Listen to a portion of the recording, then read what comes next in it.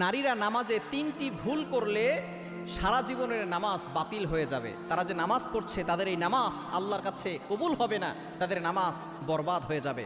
আমরা আলহামদুলিল্লাহ অনেকেই নামাজ পড়ি, অনেক মা বোনেরা নামাজ পড়ে, কিন্তু তাদের এমন কিছু ভুল আছে যে ভুলের কারণে তাদের সারা জীবনের নামাজ বরবাদ হয়ে যাচ্ছে। তারা কষ্ট করে নামাজ পড়ছে, এই নামাজ আল্লাহর কাছে কবুল হচ্ছে না ৩টি ভুলের কারণে।